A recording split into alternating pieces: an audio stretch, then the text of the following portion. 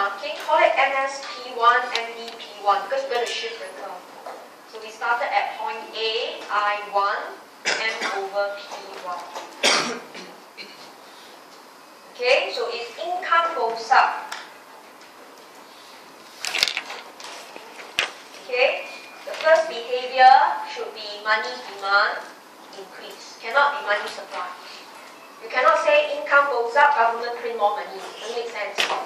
The first behavior is we will react. Money demand increase, okay, due to transaction motive and precautionary motive. So we've done this exercise the last lecture in page 5 of your notes.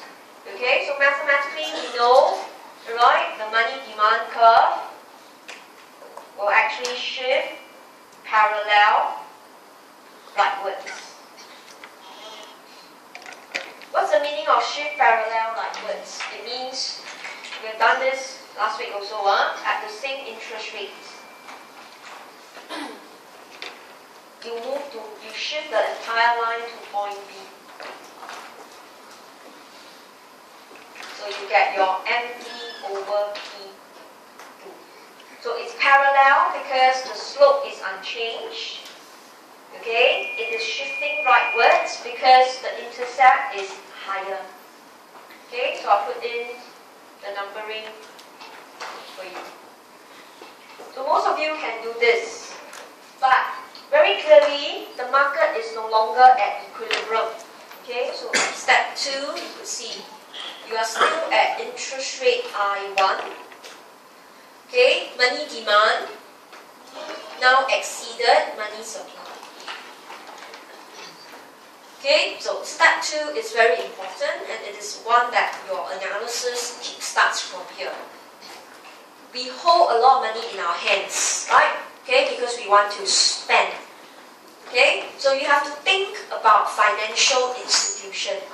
Right? Financial institution, FI in short. They saw that money is in our hands.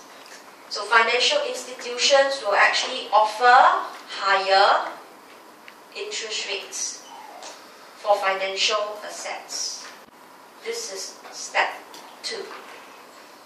Alright, income goes up, we hold it, we want to spend. But the banks, the investment companies, alright, they lure us away. When you queue at the bank, they will ask you, do you want to put in a fixed deposit with the highest interest rate? Do you want to buy unit trusts? This is what they're doing to you, right? And they say, look, interest rate now is better. So this is what they're doing. They are offering better interest rate.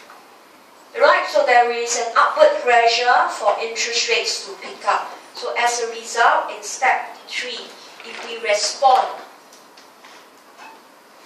okay, if we actually respond to buy the FA, okay, money demand will therefore go down. So it is here. So remember, money supply was fixed, but money demand went up, but now money demand went down. Right? Okay, so initially we hold money because income went up.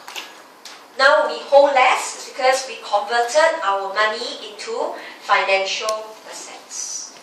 Right? So looking at the diagram, okay, again you could see you will reach your equilibrium point. Right? Your money supply is always fixed, but your money demand adjusted. So in this case, you will reach this point, let's say point E. So step 4, okay, so it's not overnight. Interest rate will keep changing. Alright, so we will say adjustment, continue, okay, until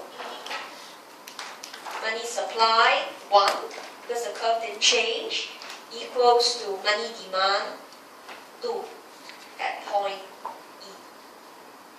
And in this case, you could see interest rate will increase to I2. So market interest rate will change.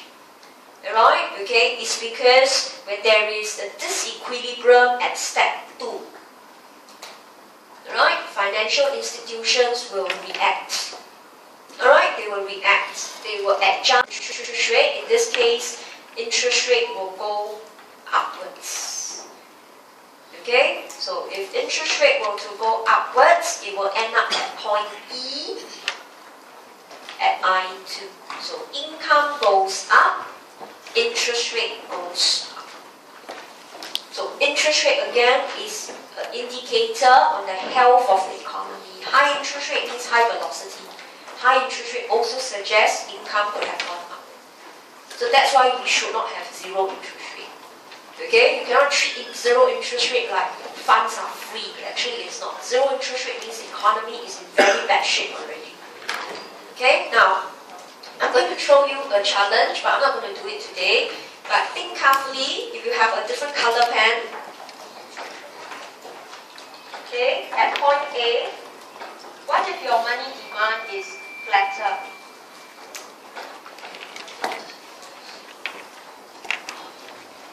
Okay, at point A, what if your money demand curve is flatter?